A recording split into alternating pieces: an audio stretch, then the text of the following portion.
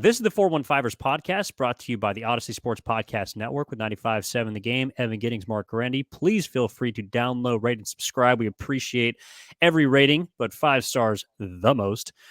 And Marc, so obviously the 49ers have a game this weekend. We've gone through the playoff possibilities of who they might play, who they won't, who they should play, who they should beat. But they got the Arizona Cardinals on their ledger. Everything starts there, all right? You got to beat the Cardinals to ensure that you are at least the 2 seed heading into the first round of the playoffs. It's going to be a 125 kick, Levi Stadium. What is it? What is it? Reciprocal records. 49ers are 12-4. Cardinals are 4-12. I don't know if I said that right. Opposite? I don't know. Yeah, God, there's something there's an R word there. Maybe it's right. Reciprocal. I don't know. Anyways, but Marc, but the 49ers have a couple decisions to make though, because you're getting a couple of guys back.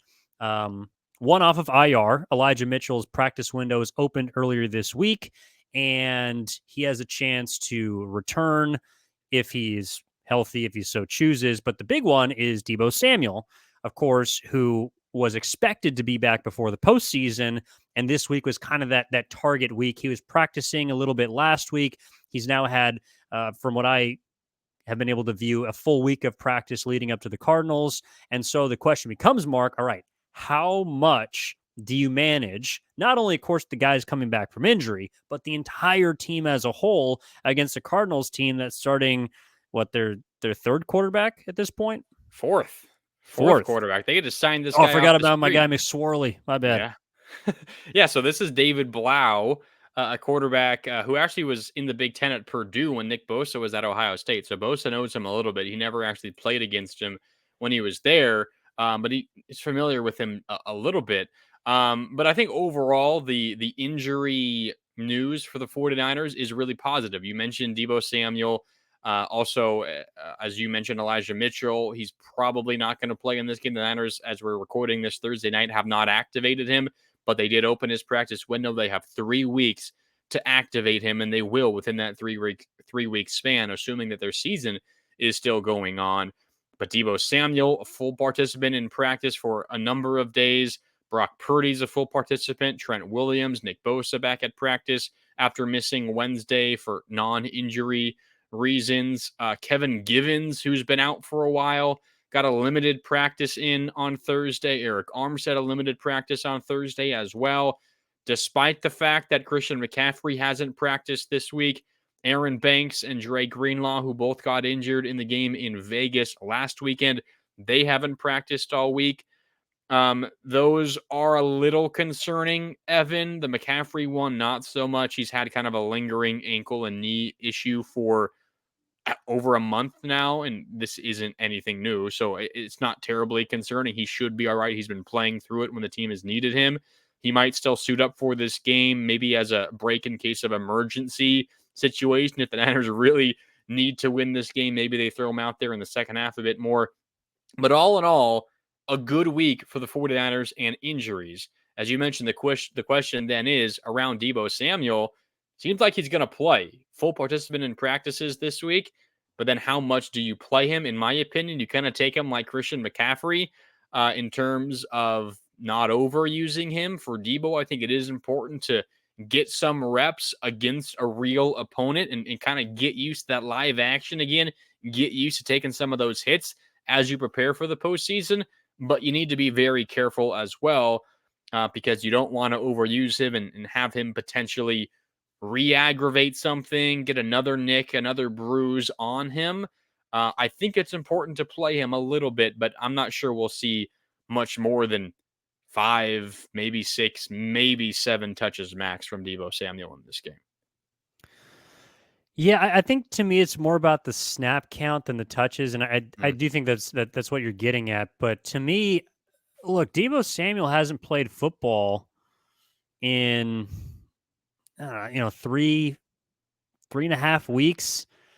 As much as I do understand what you're saying about limiting him, treating him like McCaffrey has also had the benefit of receiving a workman's-like load over the last month. And the last thing that I want is for in the first round it really would just apply to the first round of the playoffs, is for Deebo Samuel to go from 25% to 100, and either his body respond poorly or maybe him not being as healthy as he wants to be. So to me, it may be a little bit of an opt out, but I'm letting Deebo Samuel decide in a sense how much he wants the ball, That's dangerous.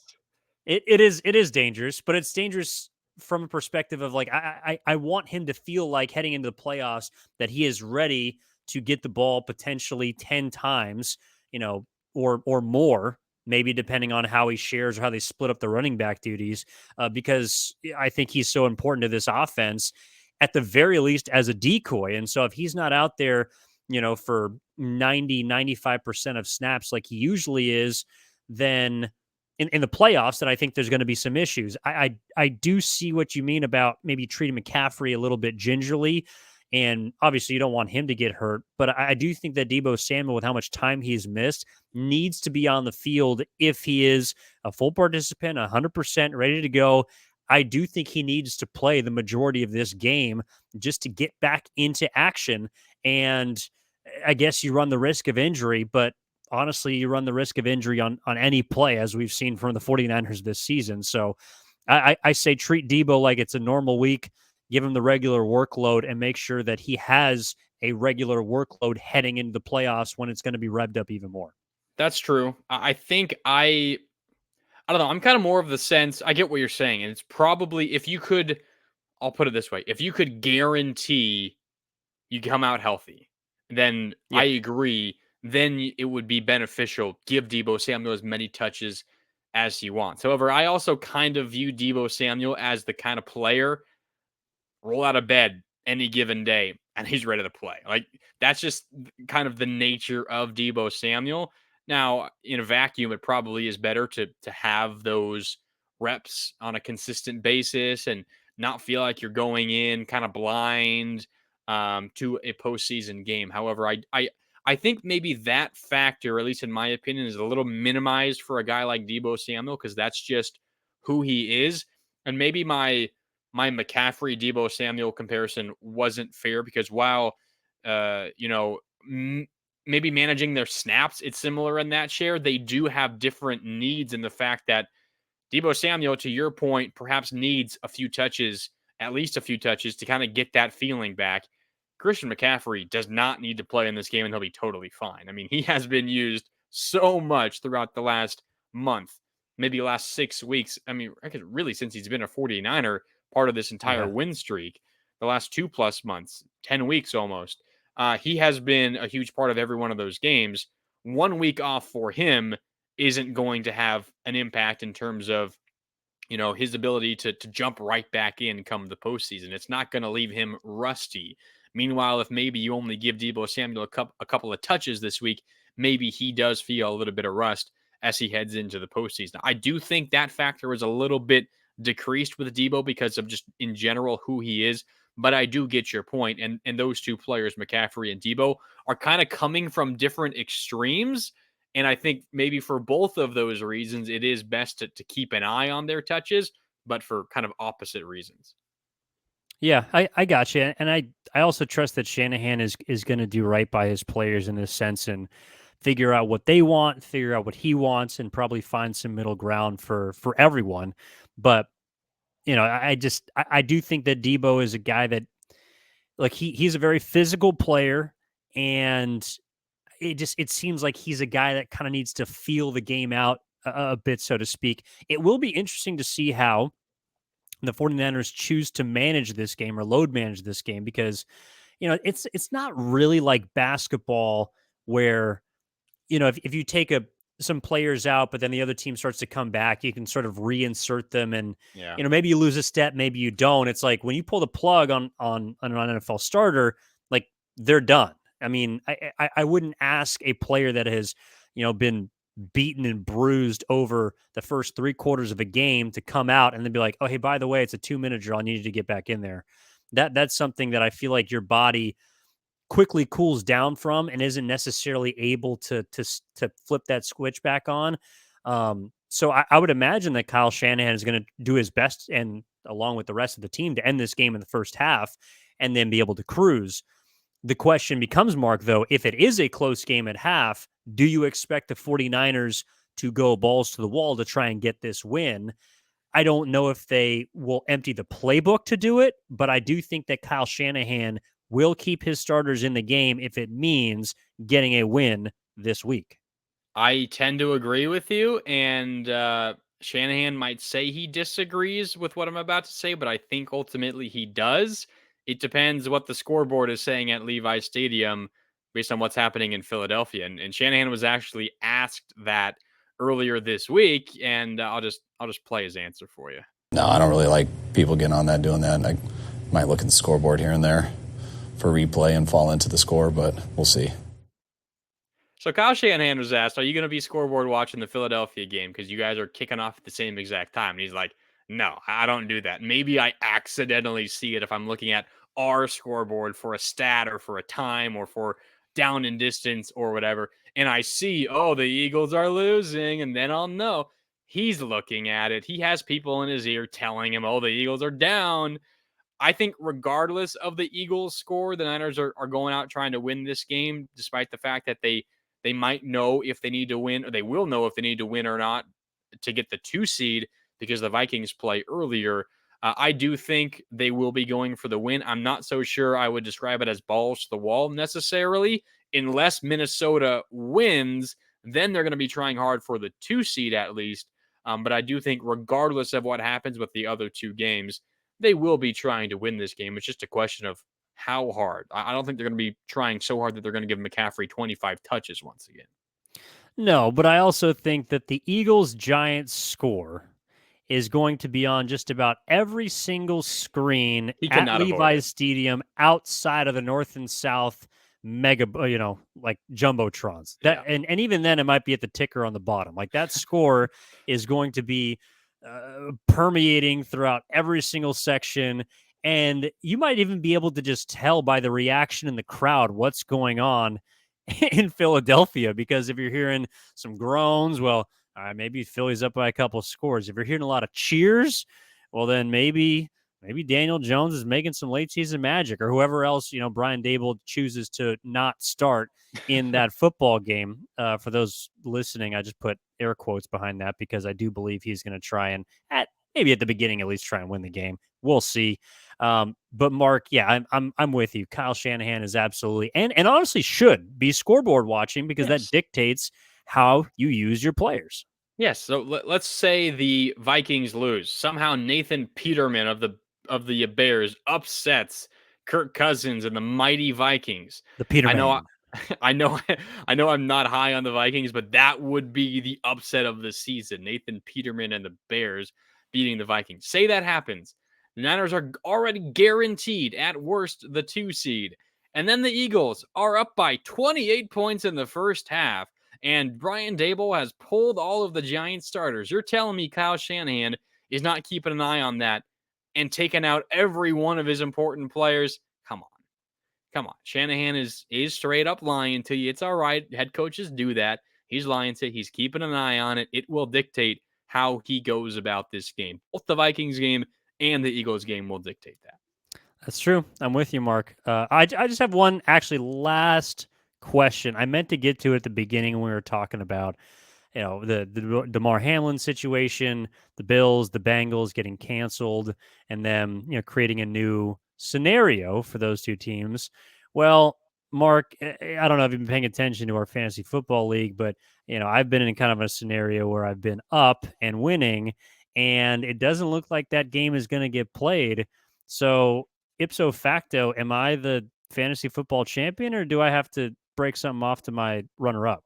No, I think you're officially the champion. It's unfortunate for the it's unfortunate for the runner up because that game didn't get played and what they had Joe Burrow and Jamar Chase, and I know it still looked like you were going to win that game anyway, but I think you're the champ. It's an unfortunate bounce of the ball, but that's just the way it happens sometimes. I don't feel as bad because to take people behind the scenes, I did actually extend an olive branch to the now runner up before the week started. And I asked him if he wanted to split the pot. Oh, boo. Get out of here with And he that. said no. Ah. He refused. So now, whereas I would like to be a good guy and at least, the That's probability of him disgusting. You should be coming back was disqualified already. what? What? I was trying to make sure your boy was going to walk away with some rent money this You week. gotta go. You just gotta go for the win. Come on, all or nothing. Well, I did go for the win apparently, and it sounds like he had a chance to take some of the coin, but threw it on the field. No, okay. First things first. DeMar Hamlin is the most important point of this in this Yes. entire story, in this entire situation. We're just having some fun because I don't know. That's what dumb jocks guys do. So, One thing quickly before we get to game picks, which is how I know we always wrap up our episodes here on Fridays. There's one piece of sound from this week that I thought was so good that I needed to make sure we play, and maybe we should yes. actually talk for a second about the Cardinals and how they match up with the 49ers. Maybe not the best game for sacks for the Niners defense, despite the fact that it will be David Blau starting at quarterback for the Cardinals. Because regardless of who is playing quarterback, Cliff Kingsbury tries to get the ball out as quickly as he possibly can.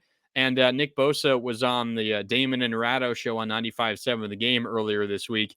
And he was talking about how frustrating it is to play against Kingsbury and the Cardinals. I don't get too excited with the Cardinals because Kingsbury doesn't like to let our D-line have very much fun. So they're going to be ripping that ball out first read for most of the day. We just got to stop the run, hopefully get a little lead, and then go from there. And then go from there. The end there kind of got clipped off. But I can just imagine Nick Bosa on the sideline after a 3-and-out where the defense does their job. They get a stop, but he hasn't come close to getting a sack, and he's just frustrated and exasperated on the sideline because he hasn't come close to David Blau. Well, if it makes him feel any better, if he doesn't get a sack, I'll buy a bouncy house for the sideline that he can go jump around in because that is how much of a kid it sounds like Nick Bosa is, and that he would enjoy, flopping around after not being able to get to David Blau and the Arizona Cardinals. They don't let us have very much fun. Yeah, dude. Like, he had a 6-year-old's birthday party and didn't get a piece of cake first. Like, what is it? I don't know. He's All the right. best. Yeah, he really is. He really is. All right, Mark, what's your game pick this weekend? Yeah, quickly. So the line, Niners minus 14, the over-under set at 40 points. I'm thinking the Niners cover and the under hits 27-10. The Niners come out on top. And I guess while I'm at it, I will say it's a 2 seed for the 49ers. I'd say the Vikings, Niners, and Eagles all win. Sounds good. I'm with you there. I do think all the teams that have to take care of business to confirm their seeding do, including your San Francisco 49ers. I do think they continue the 30-point streak. So give me 34 to, let's say 13. 34-13. Wow. Niners absolutely lambasted Cliff Kingsbury in his final game as an NFL head coach. And that's my other prediction. Cliff Kingsbury's fired after the game. And the 49ers hit the over. They cover the 14 points, and they beat the Cardinals handedly. All right. Sounds good. Niners win. They win 10 in a row, 13-4. They're the 2 seed. We both think should be a lot of fun, Evan. Looking forward to the next episode. We got to wait until after the Sunday night game. I know, but looking forward to it. Yeah. Episode time dropping TBD due to the NFL. Blame them. This has been the 415ers podcast. However, please download, rate, and subscribe. Odyssey Sports Podcast Network, wherever you get your podcasts. Also with 95.7 The Game. For Marc Grandi, my name is Evan Giddings. We'll talk to you this weekend after the 49ers have cemented their hopeful second or more playoff seeding, TBD. But we'll talk to you next time. Thanks, everyone, for tuning in. Enjoy your weekend.